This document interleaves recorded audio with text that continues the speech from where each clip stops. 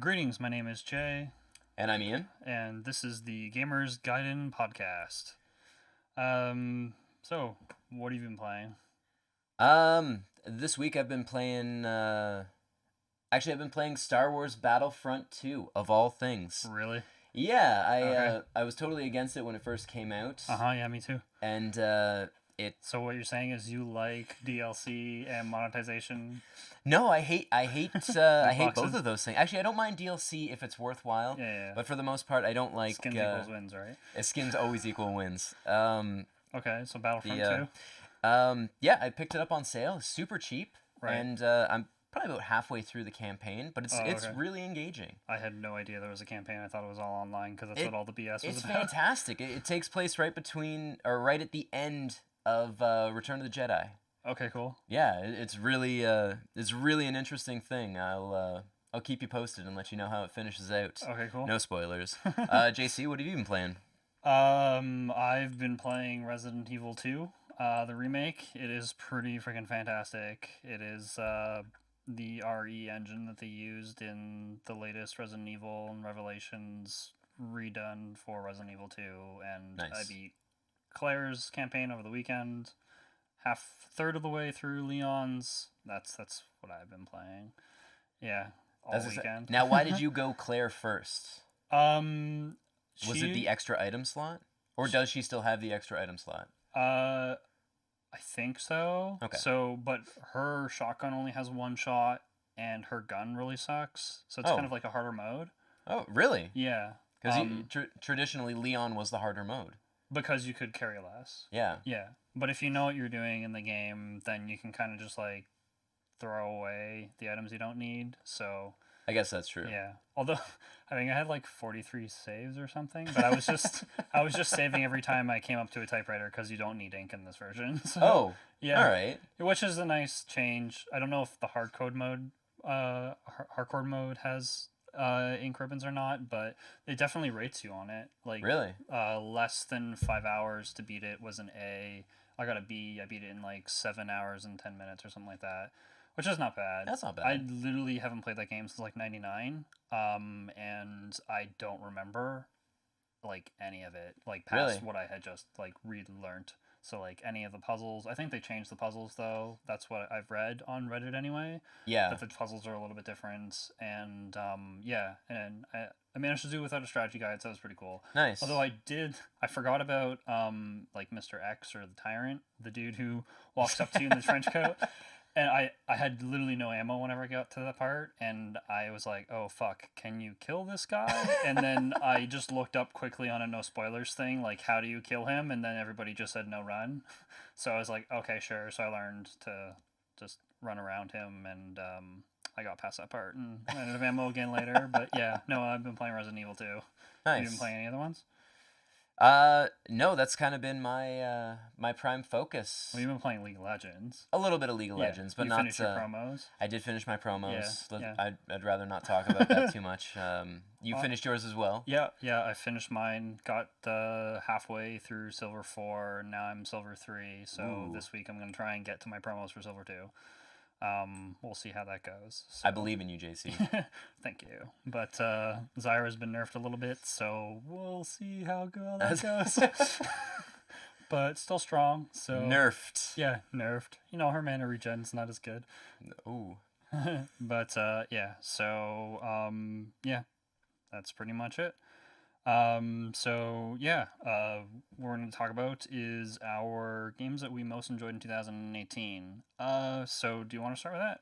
Yeah, sure. I think we each picked what Three-ish, three titles. yeah. So in no particular order. So don't yell at me for the order that they're in. I'm just kind of It's just a list going of by how games, they came man. to my brain. So Or the order we typed them out. the order we typed them out, yeah, which maybe it is the order. So yeah. Anyways, mine would have been, or one of mine Mhm. would have been Dead Cells. Cool. Did you play Dead Cells at all? No idea what that is. No, it was on everything, JC. Was it? Everything. Okay. It was a little hard to find on the Switch, but it was worthwhile, and it's a perfect Switch title, and you'll find out why in a second. So it's kind of a roguelite Metroidvania sort of dungeon crawly Okay. game. It's fantastic. I know you showed this to me before, and I kind of recognized it, but like I keep on forgetting what it is. I'll Uh, probably forget until I've played it. But go ahead, Piles of Metroidvania. collectibles, character advancement, Cool. loads and loads of different weapons Mm-hmm. and items. Your item loadout and weapon loadout for that matter changes essentially game to game Cool. because you never know what items and what weapons you're gonna find and what combinations. Oh, so What it's rogue light. Yeah, Okay. yeah, roguelite. Like it's Mhm. not a full on Yeah. rogue. It's in the sense that you're starting from the beginning every playthrough, Cool. Cool. but not like totally fresh. So, kind of similar to a um, Enter the Gungeon. sure. Okay. That wasn't what I was thinking of, but it's like totally gone from my head. I That's fine. totally blanked on it. But no, it was a lot of fun, and I liked the boss fights. Mhm. The boss fights were really interesting, especially with having to change your weapon loadout and not knowing what it's going to be game to game. Okay. So you can't really say I have to have these items to beat these bosses. Oh, okay. You just kind of when you get there, you've got to make do with what you've got. You've got to find the best combination of things That's that pretty you cool. think As long as will it doesn't work. stifle you in too many ways, like, oh no, I got the worst loadout, and it's not even possible to beat unless I'm like Super Saiyan. No, no, no. Like I found it was doable every time. Just Right. you just had to adapt Fair, a fair. little bit more. Use your Dark Souls reflexes. Gotcha. My non-existent Dark Souls reflexes. What about you, JC? I really enjoyed Life is Strange Before the Storm. I Yeah. really like that series. I've recently played through the episode 1 and episode 2, which came out a couple weeks ago, and playing through that episode by episode was really fantastic. The company that Don't Nod let them do it, which is Deck 5, did an excellent job with the characters. The connection points, there is some loopholes and stuff like that that are kind of some people rage about, but like it's pretty good. The whole story driven type of game is what I enjoy the most out of a game in general. So that Because and there's very puzzles. little action in that, isn't there? Very little action. It's like missed action. Like, well, I guess it's maybe more interactive than missed, but yeah, it's you'd make choices. Your choices have consequences. That's the Okay. whole theme, and then it branches out into different story arcs, and then you see how the story kind of like a choose your own adventure, but then the ending is generally one of like two or three endings depending on the game, I guess. Like Okay. the original one had two endings, like do you save Arcadia or do you not save Arcadia? Ooh, spoilers. And this one was similar, where it just had all of your different choices going through the story tree, and then it was like, do you do this or do you do that, basically? Okay, Yeah. so there wasn't like it's not like the kind of thing you've got to play through 5 or 6 times to get. I would say you definitely can, because the different playthroughs, the text is different. So if you go through and you choose Rachel as being your friend versus your lover, then the text and the way that that pans out is different, and also the relationship between Chloe and her father can be redeeming or like completely like no, go fuck yourself type thing. Interesting. And it changes the scenes and how they react in different like chapters and stuff. Or how Rachel basically interacts with her parents and stuff like that, because there's the whole overlying like kind of withholding some information to her and stuff like that without going too much detail into it. But yeah, if you like story driven games, it's definitely worth playing. So that's Awesome. yeah, it was probably one of my top 3 games of the year. So Wow. yeah. Clearly. It's on this list in no particular order. In no particular order. And back to you, Ian. What other ones did you like? I gotta go with the cliche Red Dead Redemption 2. Nice. It was. I have never played Red Dead Redemption.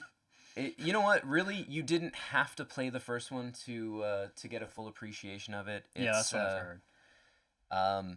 And you really enjoyed that game because like every time that we would like connect up for League, you were like, "Oh man, all these things happened in Red Dead 2," and I'd be like, "That It's sounds pretty fucking awesome." it's crazy. I mean it's like any open world. Like it's any kind of sandbox. Right. You have these crazy things that happen. Mm-hmm. You know, it's you have these weird experiences that you wouldn't that not everybody has. You can share a story of, oh, I was out and this happened. Yeah. So would you say that Red Dead Redemption 2, or even 1 for people who haven't played any of them like myself, uh, would you like it if you didn't like westerns? Or is it like you have to kind of like westerns to like it? It's you know what? You don't have to like westerns to enjoy it. Okay. The story is very engaging. The characters are just they're very real. Right. They, you know, no one's kind of cardboard in this. Yeah. Everybody has a personality. Everybody has goals. Right. Everybody has aspirations.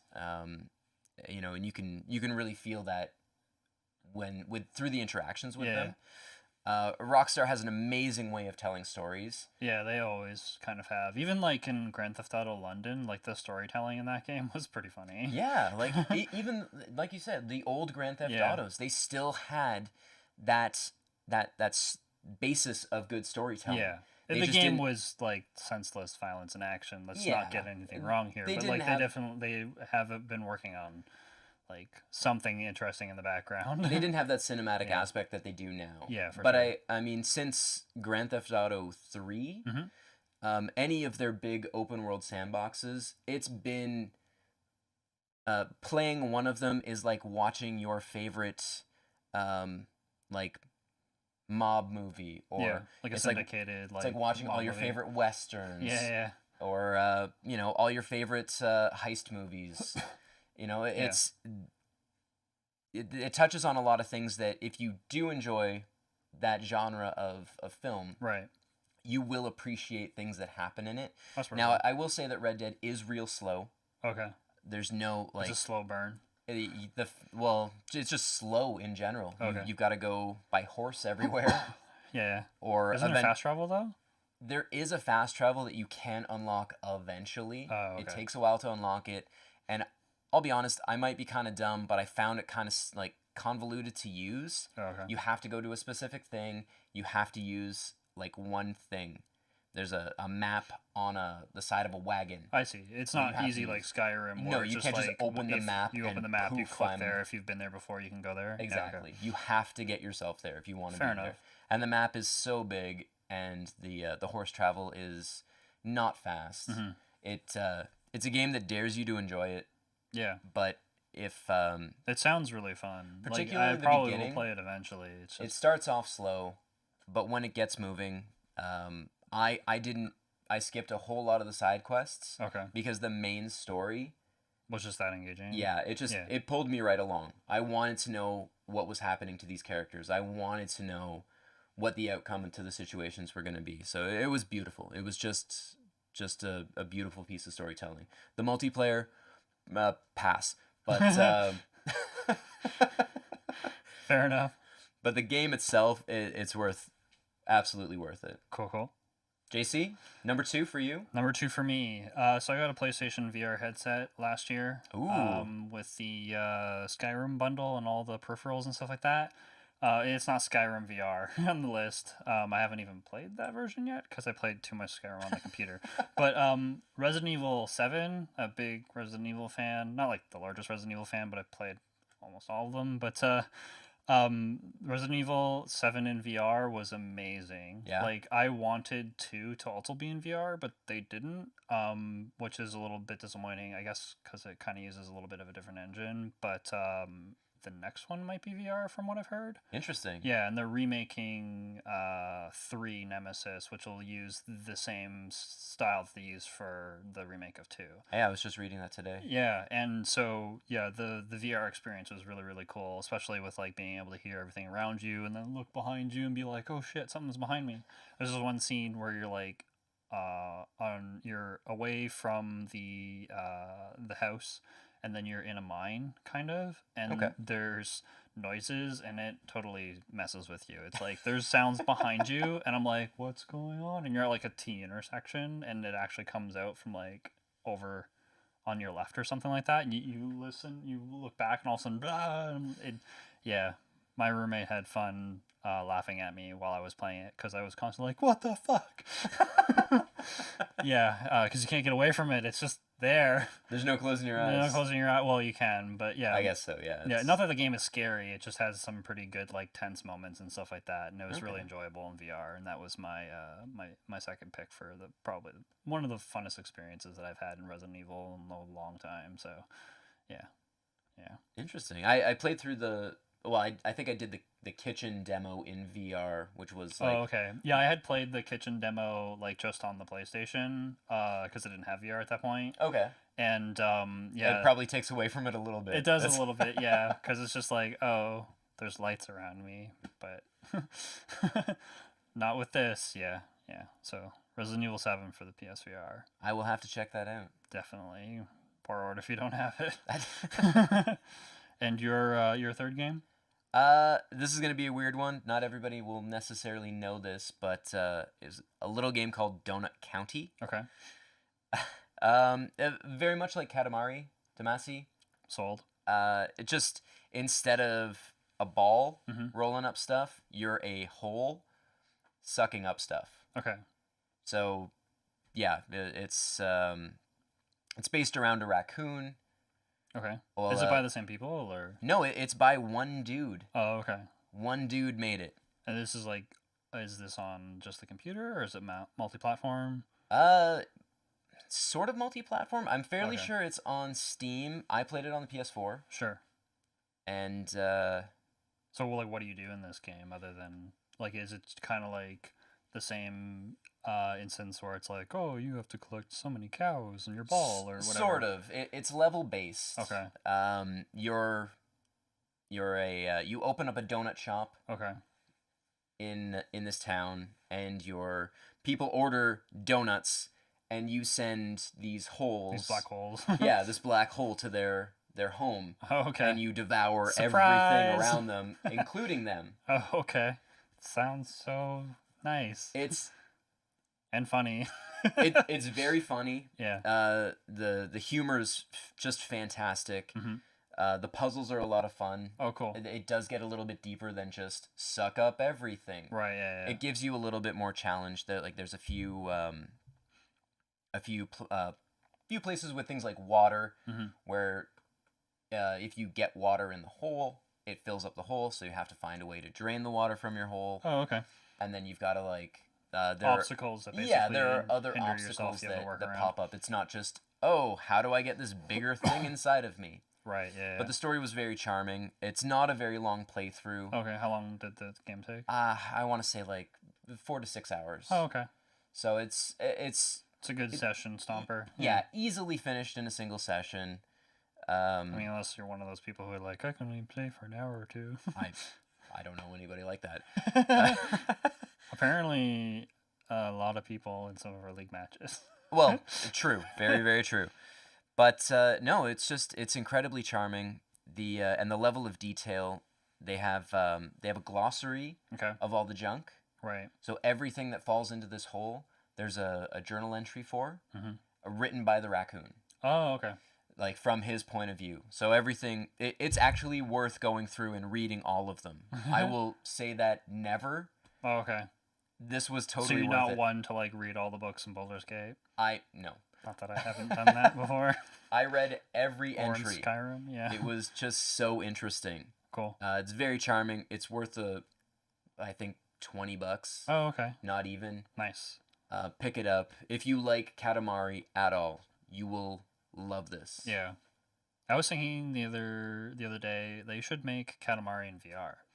It's just like third person perspective, and you look around the map and stuff like that, and then you use a little wands to like control. To like roll the ball. Yeah, yeah, I thought that would be really cool. That would be amazing. They Yeah, need to do so another make that. Katamari. There hasn't been we haven't had a new Katamari in ages.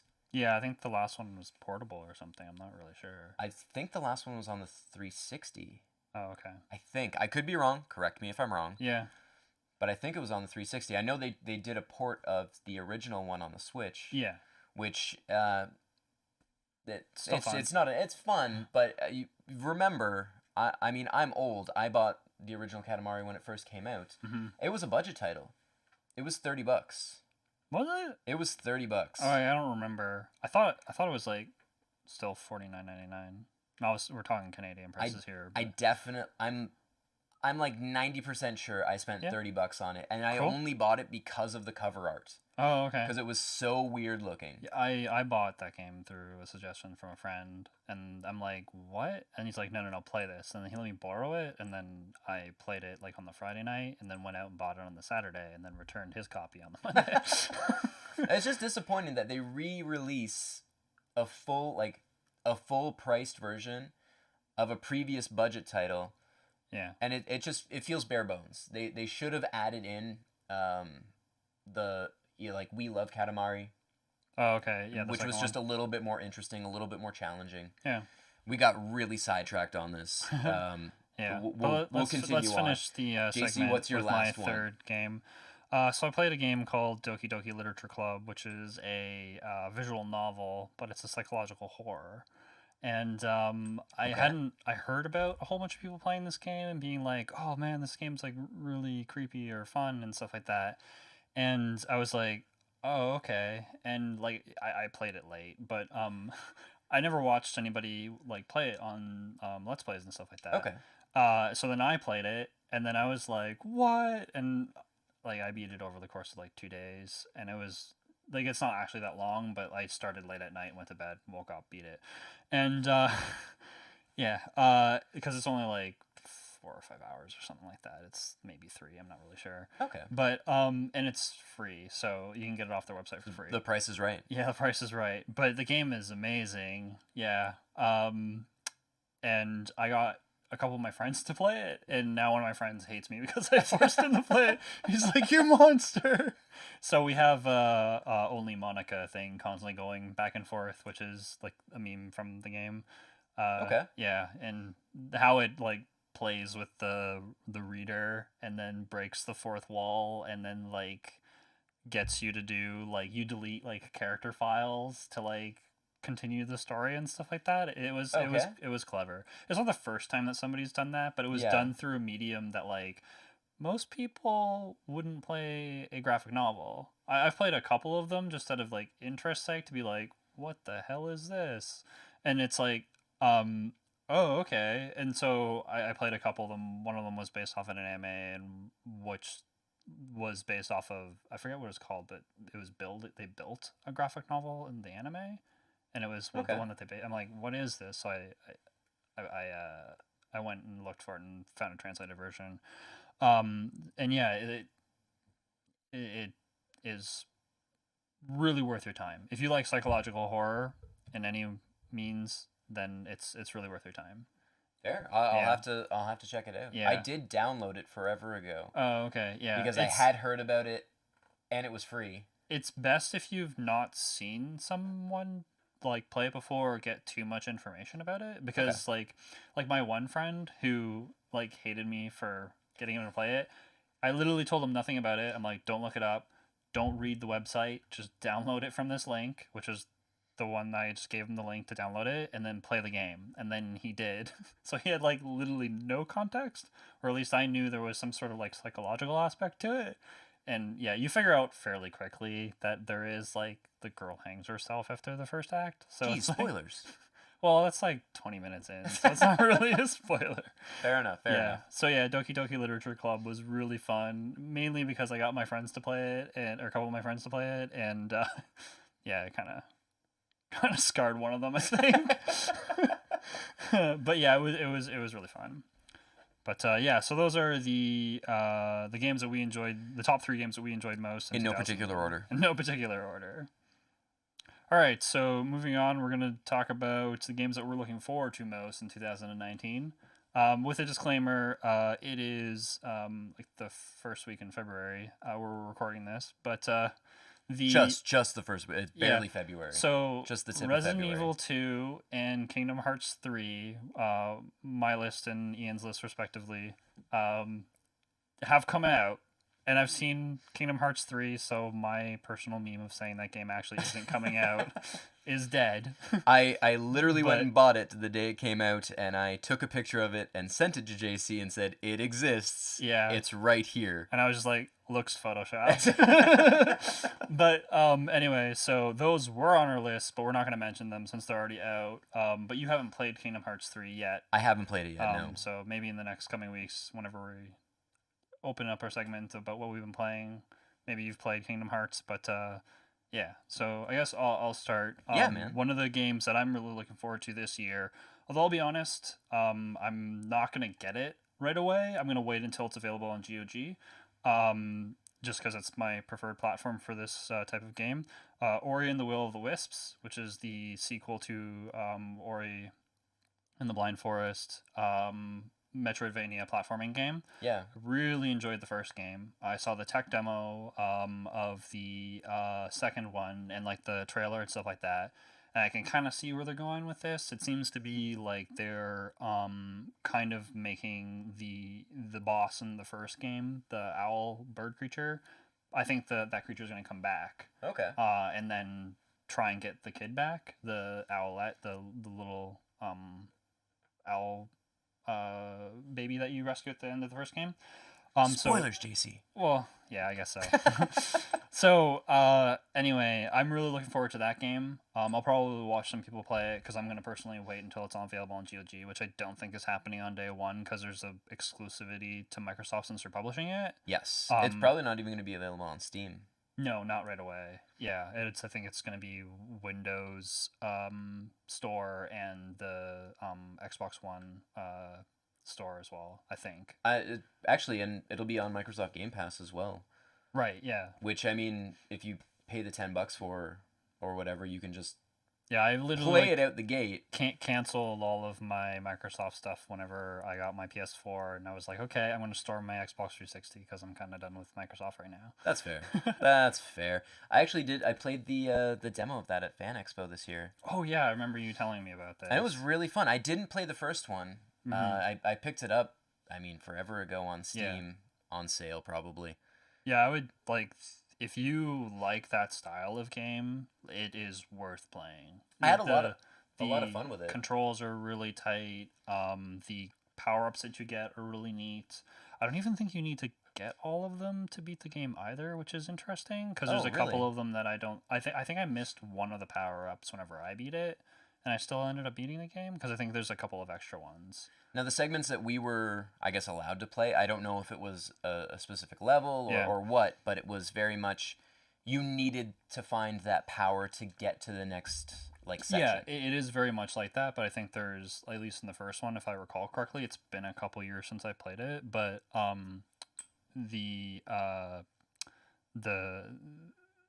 of the power-ups, like they help to get through certain parts of it, but some of them didn't necessarily open up new areas or just like a new power-up. So I think there's like a couple of extra ones that you could have gotten. But yeah, Ori and the Will of the Wisps is one of the games I'm looking forward to most this year. And what's the first game on your list? You know what? Gears 5. As weird as that's gonna sound, I didn't play 4 or Judgment. I don't even think I played 3. But it's Gears of War is really it has a huge female fan base. Does it? Yeah, my wife is a huge fan of Gears of War. Nice. Huge fan. And I guess a couple of years ago... I think my one friend and his wife played that game too. They play like a bunch of first-person shooter games that are co-op. Okay. Yeah. We don't. Like, we played through the first Gears together, the second... And then I think she sort of enjoyed the third. Okay. But we played through it separately. And then when Judgment came out, she thought it looked kind of stupid. So we both sort of passed on it. Because Gears was always her thing. Mm-hmm. And then we played a demo of 4. Yeah. At a Fan Expo. Right. Like a couple years ago, Mm-hmm. and we came out of the demo, and she was just like, "That was really disappointing. It wasn't. It wasn't what she wanted." And you know That was what? for 4. That was for 4. Right. And I didn't see anything special about it either. Mm-hmm. I found some of the set pieces that they were showcasing at that point were kind of meh. Right. But I gotta say, we watched the like E3 trailer together, Mm-hmm. and she was just like blown away. So she That's was good. full on excitement, The love for the series has basically been kind of revitalized. Revitalized. So I'm excited to sit down and play it with her. Nice. That'll be a real good time. cool. Hopefully. Yeah. Don't fuck it up. Yeah, please. I've played the first one with my friend, and we only played through half of the game, but it was enjoyable from what I've played. It's a lot of fun with a person. Yeah. It's okay on your own, but I really feel, for me, that series kind of shone It's a co-op game to you. when you're playing with a person. Yeah. Cool. JC, next one? Anthem, so I can figure out whether or not EA is going under or not. And the demo just came out like 2 weekends ago if you pre-ordered it, and then this weekend was the demo that was available to anybody, I believe. Was it available to anybody this weekend? That's what John was saying, my Okay. roommate. And he played it all weekend, and I watched him for a bit. It kind of looks fun. Yeah? Yeah, so it's maybe a little bit more excitable than just to figure out if EA is dead. Personally, I'm putting this on the table. I just want the next Dragon Age. That's it. I don't care.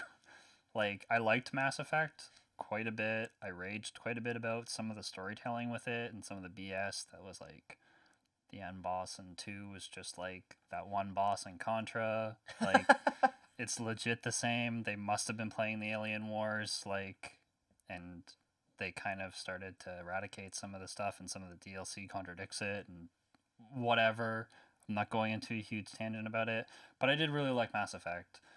Dragon not Age. not Andromeda, but Dragon Age is like what BioWare is to me. So I want this to be successful so that the next Dragon Age is coming out. Well, And they there have has been talked about it. there has been news this month or January that they're going to start working on it, and they're at the kind of pre phases of like making some of the ideas for the story and stuff like that.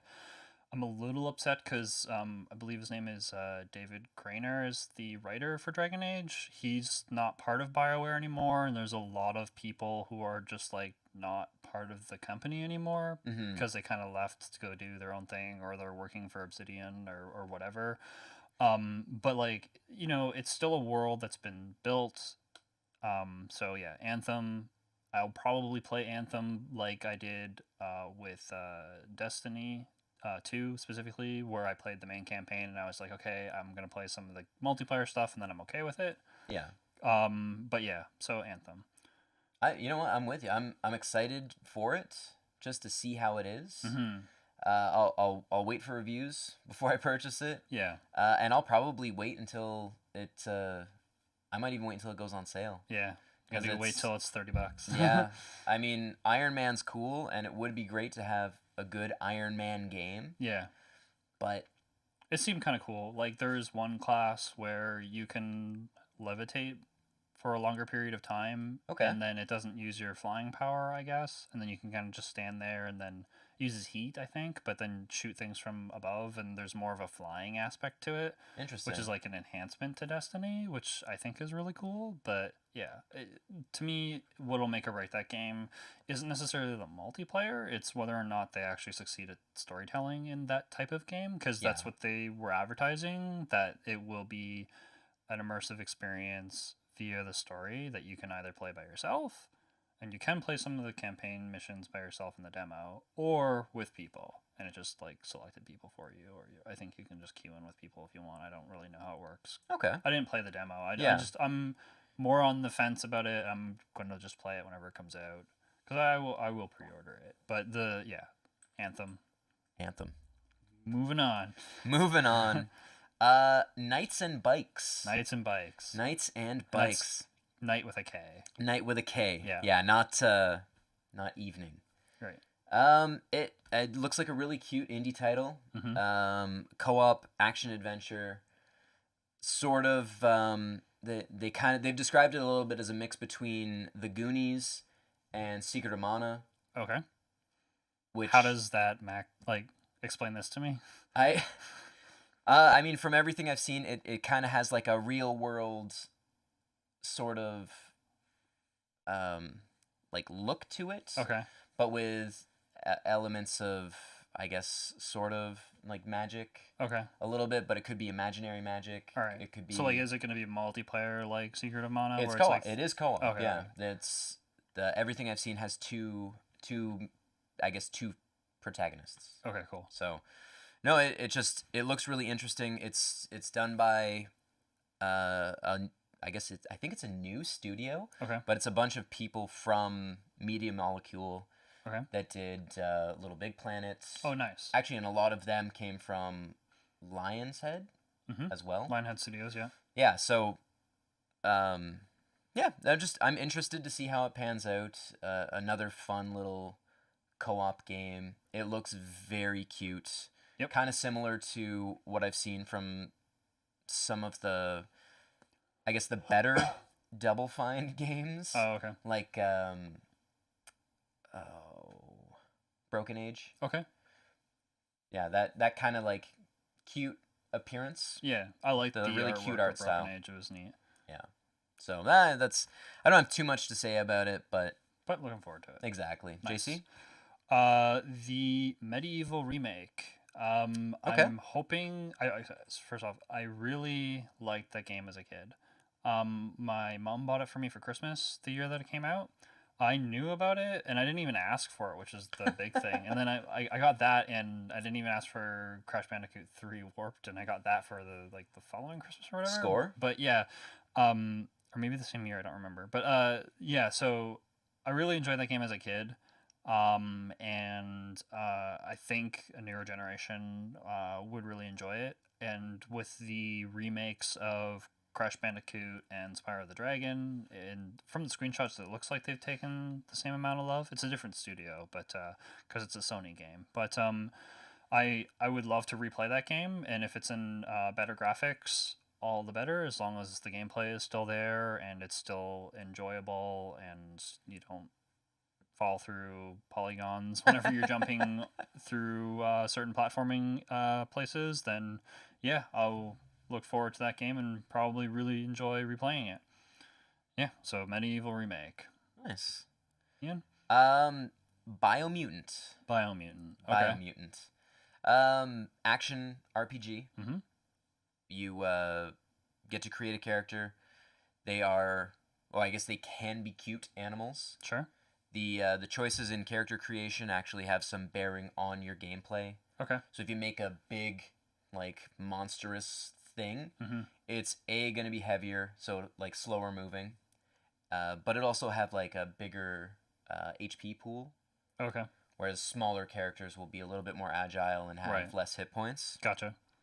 You've Very got, similar to the fighting game mechanics. yeah, Yeah. and you've got branching story like I guess branching story options. Okay. So it sounds like it's going to have some replayability. Mm-hmm. You've got upgrades in the form of like mutations, very like, I guess, future-ish. Mm-hmm. Yeah, no, it seems really interesting. From everything I've seen, I'm really stoked Cool. to dive into something weird. Nice. But what else are you looking forward to, JC? This game's already come out, but it's sitting on the stack of games underneath the TV. And Astrobot for the PlayStation VR. It's supposed to be the like big selling title of the PSVR. I haven't played it yet, and I'll probably play it once I finish Leon's Quest in Resident Evil 2. So Okay. it's probably the next game I'm gonna play.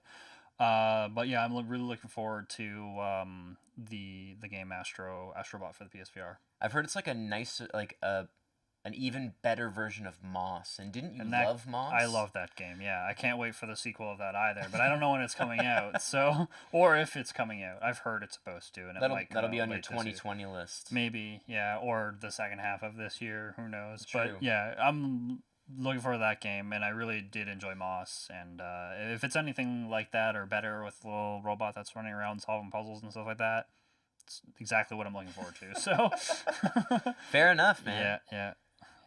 And on your list, Skull and Bones. okay, Yeah, it looks like they removed the naval combat from the Assassin's Creed games, right, and okay. have made it its own game. Nice. So I always enjoyed the actual naval combat.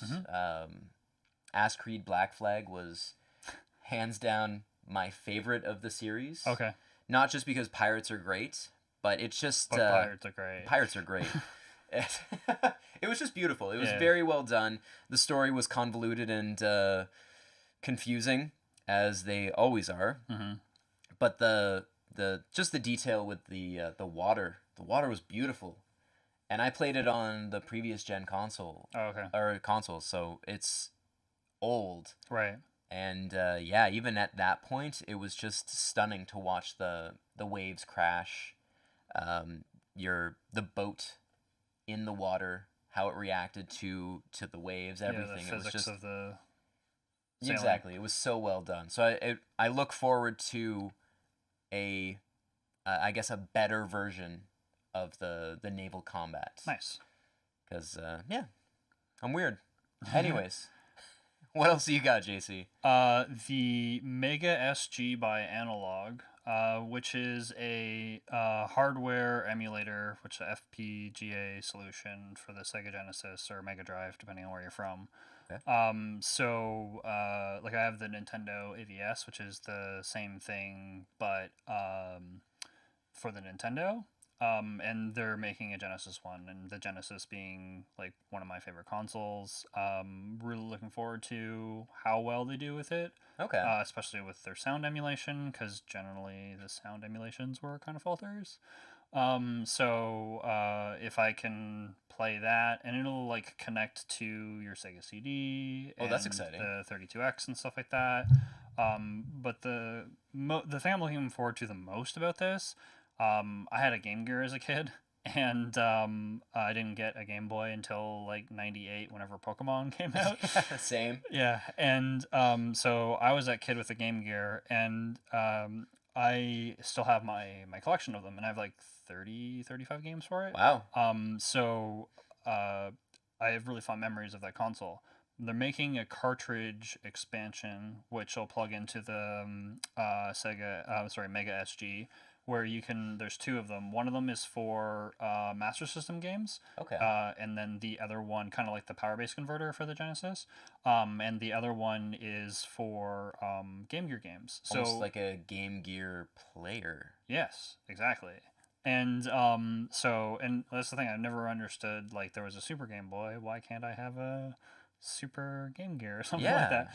And it basically has that. So I'll be able to replay all of my old games, specifically Shinobi, because that's my favorite Game Gear game. Because I was going to ask what your favorite Game Gear game was. So there you go. It's Shinobi. And probably the Sonic titles, because they're unique to their own. And I played more of the Sonic Game Gears than I played the actual.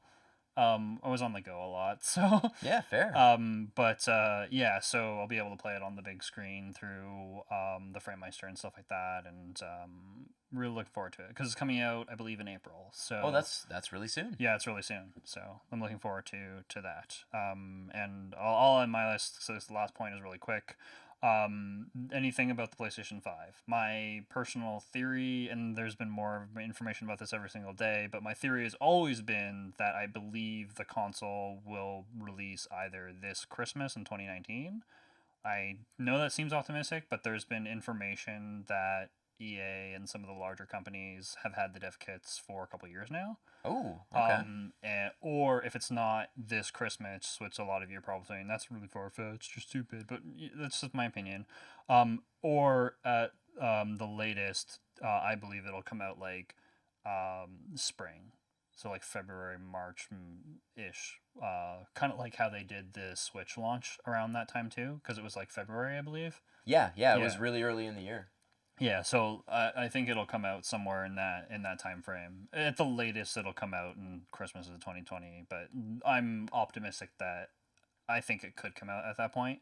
Because if you think about it, everything that they have released in the last E3, or any of the conferences that they've joined at the expos and stuff like that, all the games that are big, so to speak, that are releasing for the PS4, there's nothing in the pipeline for 2020 like that's really significant because there's like all the games that they talked about are supposed to finish releasing by mid 2020. So like why wouldn't there be a new console for like that year? You know what I mean? Like I there's going to be games that constantly come out, but I mean like the big titles that are coming out. So, yeah. Um I mean it's tough to follow up a year like 2018. mhm. 2018 was just insane, and 2017 was Yeah. fairly crazy as well. Like it ramped up real hard, Yeah, and then exactly. 2018 was just Yeah. like hit after hit. And don't get me wrong, there's a lot of really good games going to come out for the PlayStation 4 and Xbox One, whatever, X, Scorpio, like whatever version you have. Like there's more games going to come out for them, but like I'm just kind of looking at it as like, okay, we have Beyond Good and Evil, and it should be a PlayStation 4 title, but it's probably going to be a PS5 title. There's the Ghost of Tsushima, which is coming out. We don't know when, but it should come out by Christmas.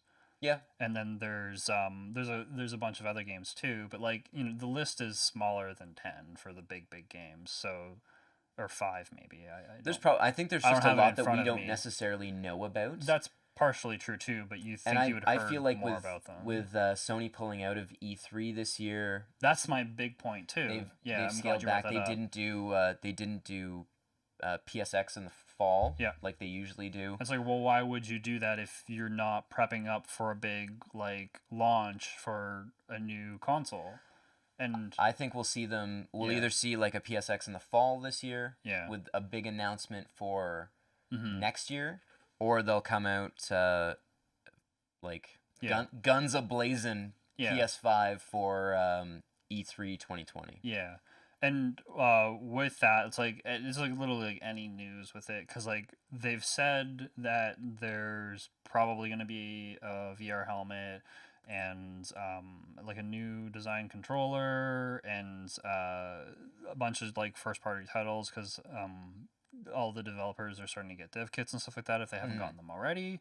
And I'm hoping that they have like at launch like a massive bundle. It's going to cost a lot of money, but like a massive bundle that just has the console, maybe with a little bit of extra hard drive space. It comes with the controller, a bundled game, and the VR helmet with any of the peripherals that you need if you can't use the old ones. Because I would buy it, because like I'm not like super pro VR, but like I'm backing it. I have all the large games for the PlayStation VR. It's sold over 2 to 3 million units now. It's And they really did start leaning into it last year. Yeah, A lot exactly. more So than like they did why previously. would you just drop it? And I think a big way of showing that is by making a bundle on launch or close to launch. Hey, this is we're backing it. Like Yeah. people continue to make games for it, cuz yeah. But they had one interesting tidbit, kind of going on a side tangent here. I read just late last week that there's rumors where there's some evidence to say that the PlayStation 5 is probably going to be reverse compatible to the PlayStation 4 or all the PlayStations. I read that as well. And if it's all the PlayStations, that like I'm not going to sell any of my consoles. No. But like if it's all the PlayStations, that would be amazing. That would Like, be amazing.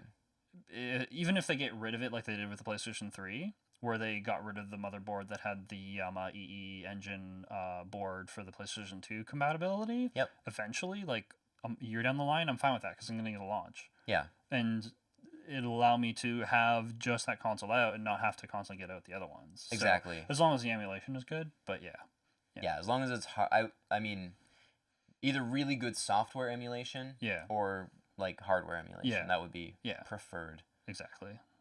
But yeah, that's all the stuff that I'm looking forward to. well, I got one more. I'm not gonna go on too long, but a little title called Generation Zero. Mhm. It's actually coming out. I want to say next month. Cool. Yeah, it looks like a neat. It does look Like, it's got a decent budget behind it. Okay. Even though it's not a huge studio. Right. I think they did. Actually, I think they did the Just Cause games. I want to say Avalanche, Okay. but I could be wrong. I'm probably wrong. Mm-hmm. But it's co-op. I know most of what I said was co-op. I'm not just huge into co-op games. Yeah, no, but you're definitely not. You're I half and half. I enjoy that it's co-op. I think that's an interesting choice. It's an open world action game. Yeah. And you get to murder robots. Nice. It's Back to the glory days of the Nintendo, where you killed robots and aliens. Exactly. You got robots invading Earth, and it looks a little to me like Red Dawn, except instead of Russians, it's robots. Oh, okay. Which is way more acceptable. I would much rather shoot robots than other human beings. It's a solid enemy everybody can get behind. Doesn't matter where you're from. Yeah. Fuck robots. Well, watch, like, whenever we first meet alien life, it will be alien robots. Alien and they're robots. Friendly. Be like, fuck those guys. We've been conditioned to hate them. Yeah. But, yeah. So, Cool. I mean, that's kind of the stuff we're looking forward to. Yeah, let us know in the let comments us know what what games you're you're looking looking forward forward to that are coming out in 2019. Exactly. I'd be interested to hear them, especially if we haven't heard about them. Yeah. There's a lot of games on the list that aren't on this, but these are, some of them that we feel that Need a special shout out. Need a special shout out. Cool. All right, so our last segment is items in our collection that are cool or have great meaning to us. So do you want to show off your collection first? Yeah, for sure. I'll go first. I feel like we both, little disclaimer, I think we both went for stuff that have meaning. Yeah. I will say that because a lot of what I brought is not super cool to a lot of people, but it's really cool to me. So that's what's kind of... And that's kind of what we're going for. Everybody has those items in their collection that, like, it's their favorite game, and it might be a 3 out of 10, but they really enjoyed it. Exactly. So with that, I'll start off with my number one here. Bam! Richard Scarry's Busy Town for the Sega Genesis. Nice. It's there was a rental place down the street from my house. It was one of the titles that was always there, right. Probably because it's not that good. But it's just a collection of minigames. Right. And I think minigames are fun. Yeah. Like Mario Party, anybody? But they're or Sonic Shuffle. They're single player minigames. Like they're not, and I guess they're sort of educational. Right. Because it was a Sega Club title, which was their like little kids. Everybody. I probably was a little too old to be playing it. I think I was probably like 8 or 9. Whatever. Yeah, it struck a chord our with age me. That was playing the games anyway. So the big thing was there was a beach level. Okay. And there was a pig sitting on a bench, and you could you played the wind. Oh, okay. You could blow his hat off, and he would chase after it, and you could like let it fall, and then as soon as he goes to pick it up, you could like blow it further down the beach. You just be a real asshole. Yeah. It was a lot of fun, and it was something that kind of stuck with me. And I don't know, I want to say like 6 or 7 years ago, a friend of mine sent me a message around Christmas and was like, "Hey man, like, I want to get you a gift. Like, is there any games that you're looking for?" And I'm just like, Richard Scarry's Busy Town. Bam, and he's like anything else? Because that's kind of a weird title. Yeah. I don't know if I'll find that. And I'm like, I don't know, man. Like, just anything. Like, I don't care. I'm not super picky. Right. As long as it's something I don't have, I'll be excited to play it and add it to the collection. Exactly. And yeah, he walked in. He literally got off the phone with me, walked into a game store, and said, This is weird, man, but do you have Richard Scarry's Busy Town for the Sega Genesis? And apparently the guy was just like, come with me. Took him into a back room and pulled out this boxed copy of Richard Scarry's Busy Town. Nice. And I couldn't have been more thrilled that Christmas. Probably one of the best gifts that I got. That's really cool. Game number 2? Game number 2, we're going to go with Tail Concerto for the PlayStation 1. Right.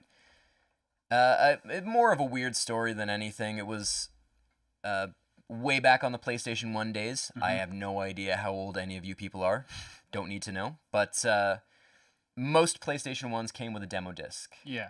and they had like PlayStation Underground. yeah, exactly, and they didn't update them fairly regularly. No. A lot of people had the same one that I had, but a friend of mine bought his PlayStation 1 real late into its life cycle, and it had this really odd like import section.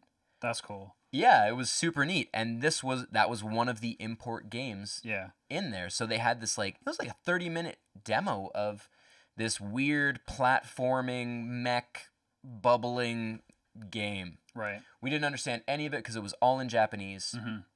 But I was at a convention years and years ago, and so a guy's like, "You look like a discerning gamer," and I'm like, "You mean I look like somebody who has money to burn?" And he said, "I've got some personal things with me. Like, do you want to take a look at what I got?" I'm like, "Yeah, sure, why not?" And as soon as I saw that, I'm like, "Holy shit!" Right, because you recognize the box art. The art. Yeah. The art jumped out at me. I'm like, I have seen this. I have played this, not in English, and it was sealed. I can't bring myself to open it because I'm weird. I wouldn't open it either. I mean, it's made it this far. And it's an expensive game. Like It's not crazy expensive, but it's not super cheap, and Right. it's I mean, it's just a little time capsule. Maybe someday when I have a kid, I'll be like, "Hey, check out this really cool game. We can open it and play it," and he'll be like, "Man, that sucks." And I'll be like, let's go talk to your mother. I don't want to deal with you." But yeah, so that would be my second. Third, bam, Kingdom Hearts 2. Kind of Hearts topical, 2. I guess, because 3 just came out. Yep. What's really interesting, though, and why this is important to me, is it was a gift from my now wife for our like first anniversary when we were first dating. Oh, cool. It came out a year after we started dating, and oddly enough, we were somewhere last night, Mm-hmm. and someone said, "How long have you guys been together?" And she got the year wrong, Okay. and I said, "No, it's 14 years." Because it was 13 years since Kingdom Hearts 2 came out. And she kind of like looked at me, and everyone else sort of looked at me, and I'm like, that's how I remember. Yeah. That's Cool. how that works for me. So yeah, it was my first gift. Do you guys play that game together, or? No, we No. did not. She doesn't even like Kingdom Hearts. Actually, she did like does. Kingdom Hearts. I That know, was I the know she does. when we finally moved in together, we had 2 copies of Kingdom Hearts for the longest time. Right, yeah. I kept mine and sold hers. Sorry. We only needed one. Right. But no, it'll always be special because it was our first anniversary. That's cool. And lastly, Ba-ba-ba-ba. Snatcher for the Sega CD. Nice. It was my unicorn. Yeah, your unicorn game. That was the thing that I was chasing for years and years and years. Anytime I went into a game store, Right. I would try to find a Sega CD section if they had one. Yeah. And That's I how would you know look if it's a good game That's store. true, exactly. If it's got Saturn and Sega CD or anything. They're good Sega. people. Yeah. Um, Not just Nintendo and Sony PlayStation. yeah, I would look for Snatcher wherever I went. Right. And I missed out on a copy of it a few years ago due to I want to say a poor salesman. Right. And anyways, my wife and I just moved, and I went to a game store that I'd never been to. It was in the area where we moved to. Cool. And yeah, I was talking to the owner, really nice guy, and he had this copy of Snatcher. And I'm like, holy shit. He's like, yeah, and it's mint. And we went over it together, like we looked at it. It even still has the foam insert, which in a Sega CD game, you don't find that all the time. Not all the games came with them. True. So, yeah. But yeah, it was perfect. So I messaged my wife. I'm like, this is really expensive. Can I buy this? We just moved, but I'll figure it out. And she, she's amazing and reluctantly said yes. But I erred on the side of caution and didn't buy it. Okay. But I left and I thought about it, and I ended up selling a bunch of things that I had, like some just old collectibles and stuff that I really didn't care about anymore. Right. and I Haven't said, opened that storage box in quite a while. exactly. Like I haven't opened this since the time we moved previous. Right, So yeah. we can clear the stuff out and I will not miss it. So I had said to her, I'm gonna sell this stuff, and if I get enough from it, I'm gonna go back and buy Snatcher. Cool. And she said, okay, that's fair. And I got enough. I went back. It was gone, and I was devastated. I remember whenever you were like, when we talked about that on League, you're like, it's gone. I'm like, what's gone? Yeah, I talked to everybody about it. I had seen that copy there, and I'm like, oh, that's cool. Like, Yeah. I was thinking about it, but it was out of my price range, so I wasn't gonna buy it. I mean, it was out of So my I was price like, it range, wasn't too. me. But I guess a whole bunch of my friends had actually thrown in some money together, and they went and bought it for me. Because That's really my cool. birthday's right near Christmas, so I Right. tend to get usually a joint gift. Mhm. And yeah, they we I didn't see everybody until New Year's Eve. Right. So I'd had a few drinks, and they kind of came up to me with this gift. Right. And they're like, you need to open this. I'm like, okay. So I opened it, and I didn't cry, but I was close. It was one of the Sega CD games that I played all the time as a kid. Right. I 'Cause shouldn't you told me have. You used to rent the game. Yes, yeah. There was Yeah. an amazing rental store in It's probably Cambridge. Actually, to be fair, it's probably it's rated T for teen. It probably should be rated M. Definitely. Yeah, there's a lot of innuendos. Yeah. A good amount of violence Hmm. and just adult themes. Yeah. It's mainly the adult themes that probably should give it an M rating. Like if they were to remake that game, they probably like would enhance all the different things about the game and probably would be a rated M. I have played through it. The language I don't think is atrocious. Mm-hmm. I don't think they say fuck too much. Right. At least not as much as I do. So, Fair it's enough. bad basis. But anyways, yeah. So that was it. At this point, if I find a game that interests me, Yeah. as far as my collection goes, I'll pick it up. But there is almost I That's don't the think there's game. anything now that I'm actively searching for. I can walk into a game store and just browse their selection instead of trying to less hone stressful. in on one single thing. Yeah. I've Do got they my have it? Do unicorn. they have it? Do they have it? Cool. So those are mine. Some of them are worth a little bit. Some of them are just sentimental value. But Yeah. yeah. So that's for me. JC, what have you got? What have I got? If you can move those over. Oh yeah, I'll move my my little stack here.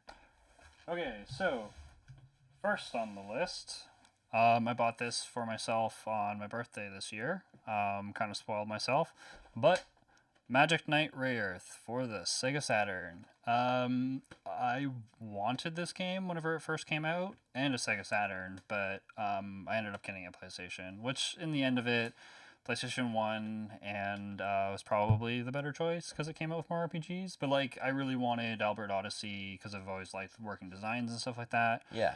And like the obscure and mainstream RPGs, like I like both of them, and I've always wanted to play that game. So I've played it for a couple of hours now, and it seems really fun. I've watched the anime before. Okay. And I really like the artists who do that anime, who's Clamp. Yeah, I'm looking forward to playing it eventually. Yeah, local game store had it, and I was really on the fence about buying it. I remember you talking to me about it. Yeah, like, did I get this? It's really expensive. It's not as expensive as Panzer Dragoon Saga, which I guess would be like the only other really expensive game that I would want for the Saturn. But yeah, so the first game is Magic Knight Ray Earth. And the second game is the first video game set. I bought them together that I bought on eBay. And I bought it as a collection with the strategy guides. And that is Lunar 1 and 2 for the Sega CD. I knew about these games whenever I was younger because a neighbor's dad had a Sega CD and he Interesting. had this game, the first Okay. one anyway. And I saw it and I was like, "Whoa, it's a cartoon! Like this is amazing!" And I had played Final Fantasy 1 by that point, so I knew what RPGs were. And Dragon Warrior or Quest, whatever you want to call it.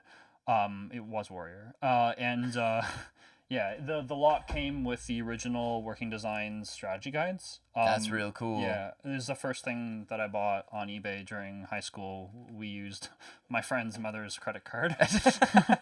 And yeah, I always wanted a Sega CD, so I had bought a Sega CD eventually, and then just kept on scouring eBay for a good amount of time, and I found them together in fairly good condition. They're not the greatest condition, but so they're probably my top RPG console RPGs, I'll say. Lunar? Yeah, Lunar. It is fantastic. I really like the storytelling and just the Final Fantasy has done things better, but they seem to like they take things from other RPGs and then they build it together to make a better game. And they game arts a little underrated in my opinion. Maybe not now since like everybody knows who games art is and the games that they've made, such as Lunar and their other series Grandia. So like especially with like accessibility is a lot easier now to find all that information, and there's all these top 10 lists of games that you've quote unquote never heard of, and now everybody's heard of them. Yeah. But yeah, I always like playing those obscure RPGs on the PlayStation, like Vandal Hearts and Lunar and stuff like that. And I have the complete collection of Lunar for the PlayStation and Lunar 2 Eternal Blue. But Same. specifically, I like the Sega CD versions just because I had always wanted it and couldn't have it as a kid because. Well, then the Sega CD versions are different. Yeah, they are. They're actually significantly different. Not too different, but there's a lot of stuff that's changed. And it's a less complete version, so to speak. And two specifically, from what I understand, I've never actually beaten two on the PlayStation, so I can't really compare it. The story was kind of retranslated from what I understand Okay. from the notes from Working Designs always puts notes in the back of their manuals about like the work that they did and stuff like that. But yeah, they are different games. Yeah. And the last game that's in my collection was probably the most valuable, in my opinion, just due to nostalgia purposes. I used to play a lot of video games with my grandmother because in the family, she was the only person who really would play games with me. Like my mom wouldn't play games with me. She didn't really care. Well, she cared enough to be like, oh, my son likes video games, and I'll get him video games for Christmas or something like that. But we always played Mario Brothers 3, Bubble Bobble for the Nintendo. We beat both these games together, and The Legend of Zelda, and we beat that game together as well. So I have her original copy. She's passed away now, but and I have a better copy. This one has like nicks of the gold taken out in the plastic just from constant use. But this is the copy that's has the most meaning to me. I don't have the box, but the old manual, which is torn to pieces, is still here. This is probably one of my favorite games just through nostalgia. It's not my favorite game, but it's definitely with the game with the most nostalgia behind it. It's rich in sentimental value. Exactly. And the coolest thing about this is before strategy guides were really a thing, well, they kind of were in Japan, but and you could get the Nintendo Power game guides and stuff like that. But I actually made my own guide for both quests. And this is the book that I had. I beat this game whenever I was like 7 or 8. Wow. And I have maps for all of the stuff that's mainly hand drawn for all of it, and all the maps and where all the items are and stuff like that. And this is the map for the second quest that I did, and it's kind of coming apart, but I drew the entire map, which is the top part here, which is every screen on the map, and then there's all the levels on there, and they're on the back as well. And I still use these. I know I can look them up on the internet, but it's just like really quick to be able to look at it and go. I don't have the second quest memorized, but like I've played the first quest so many times that I know where basically everything is. Okay. And pretty good at the game, but I used to beat that game every year just Wow. because of the nostalgia behind it. That and Mario 3. That's real cool, during man. the summer. And that's the games that mean the most to me in my video game collection. Wow. Yeah. So yeah, let us know what games you have that mean the most to you. Whether it's just because you think it's the greatest game ever, or you have it was the greatest game whenever you were a kid, and maybe not so much whenever you Rich go back and and play. sentimental value. Rich and That's, sentimental value. Yeah. Just piles of Put on sentimental those value. nostalgia glasses. Exactly. And, it's the best game ever. And let us know what games are most meaningful to you. And with that, that's the podcast. Yeah, so that's it for this week.